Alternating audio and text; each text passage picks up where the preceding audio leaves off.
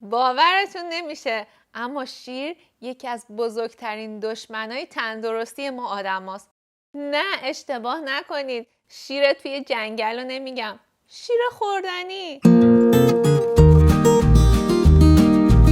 درود بر شما، ممنون از اینکه دارید این برنامه رو تماشا میکنید. برای دوستانی که نخستین بار دارن این ویدیو رو میبینن باید توضیح بدم که برنامه‌های ما در مورد طبیعت، ماجراجویی و تندرستیه، پس خیلی خوش اومدین. در ضمن اگر ایده یا پیشنهادی برای بهتر شدن برنامه‌های ما دارین لطفاً کامنت بذارید، چرا که نظرات شما بسیار برای ما با ارزش و سودمنده. دوستان، امروز میخوایم در مورد زیانهای مصرف شیر با هم صحبت کنیم و بعد از اون هم یک جایگزین گیاهی بسیار سالم و مفید و خوشمزه رو با هم درست کنیم. این مطالب نتایج پژوهش‌های بسیار معتبر هستش که لینک اونها رو هم در پایین این ویدیو برای شما قرار میدم. پس جایی نرید و تا پایان با ما باشید. نخست بریم سراغ باورهای اشتباهی که در مورد مصرف شیر وجود داره. طبیعت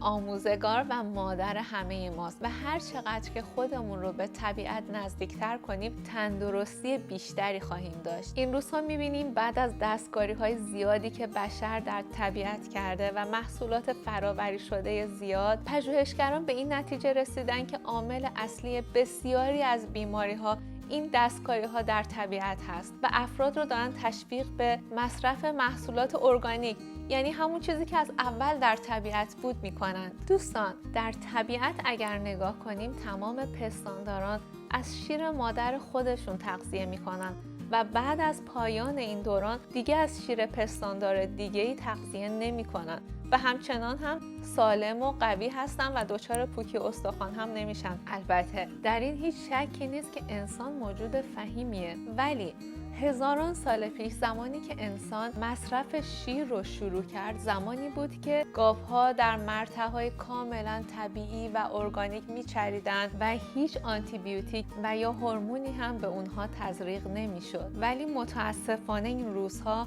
گاوها در گاوداری‌ها و به شکل کاملا بی حرکت نگهداری میشن. نکته مهم دیگه این که در شیر ماده‌ای به نام کیسین وجود داره که بسیار برای سیستم گوارش ما مضره و هضم و جذب مواد خوراکی مفید رو دچار اختلال میکنه. درسته که شیر دارای مقدار زیادی کلسیومه، ولی وقتی صحبت از تندرستی میشه باید از همه زوایا به داستان نگاه کرد.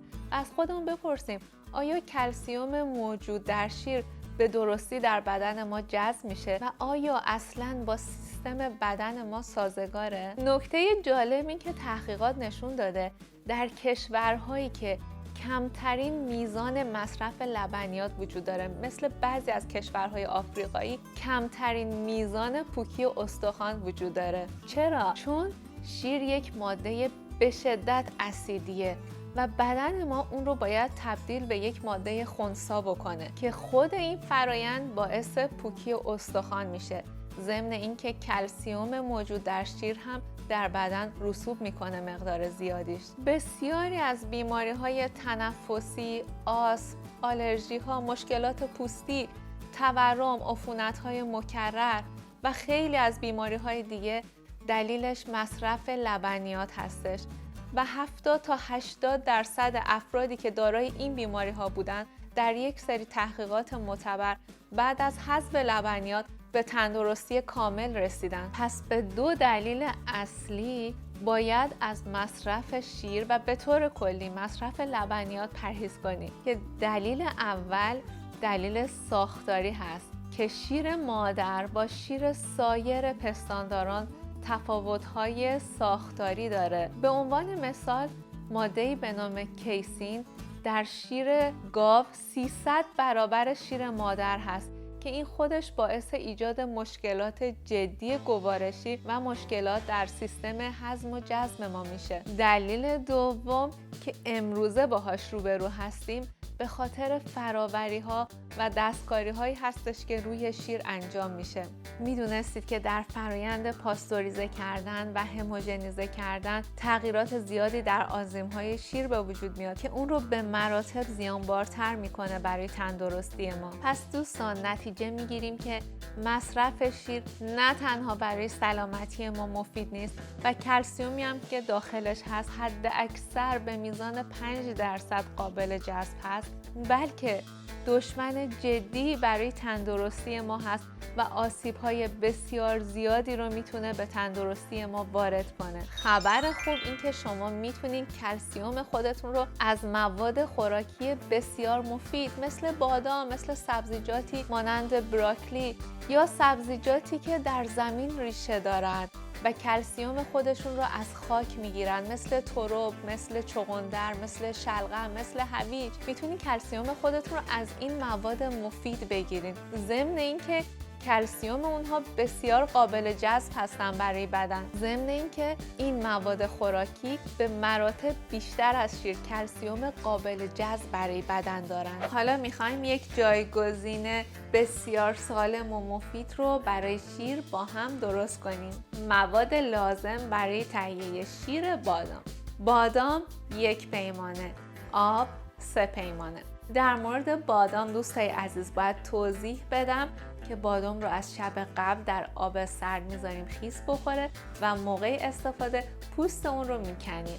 و در مورد آب هم اگر دوست دارید غلیظ بشه 3 پیمانه آب خوبه، ولی اگر دوست دارید که رقیق تر باشه تا 4 پیمانه آب هم میتونید به بادام اضافه کنید. حالا بادام و آب رو داخل مخلوط کن میریزیم و اونها رو اجازه میدیم که به مدت 1.5 دقیقه کاملا با هم مخلوط بشه.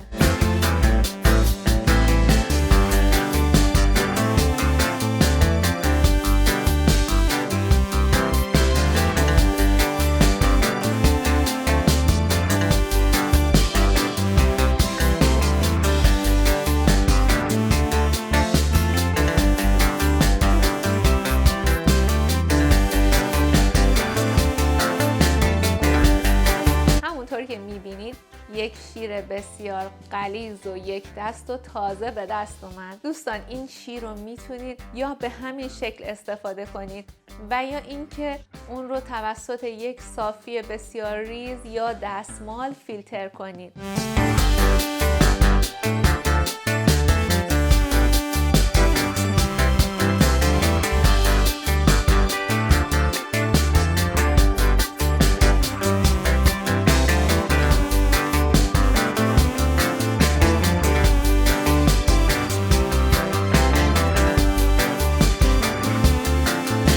باقی مونده اون هم کارهای زیادی میتونین انجام بدین. مثلا اینکه میتونین اون رو داخل فر بذارید تا یه کمی ترد و کرانچی بشه و بعد اون رو روی اسموتی یا روی پنکیک و یا روی اون بستنی گیاهی که با میوه‌جات درست میکنید بریزید. دوستان همونطور که دیدید مواد پایه این شیر فقط بادام و آب هستش، ولی شما میتونید برای طعم دادن به اون بنا به سلیقه خودتون خرما، پودر کاکائو، وانیل، زعفران، دارچین و یا هر چیز دیگه‌ای به اون اضافه کنید.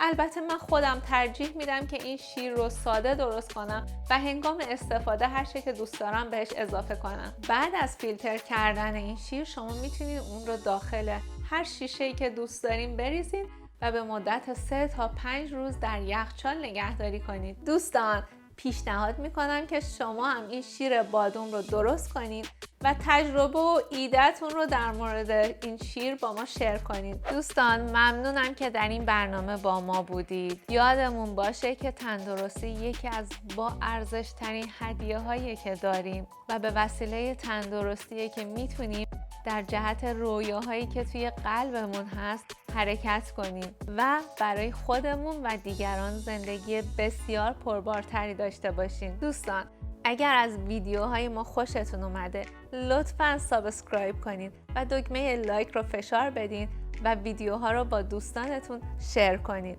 خرد یارتون.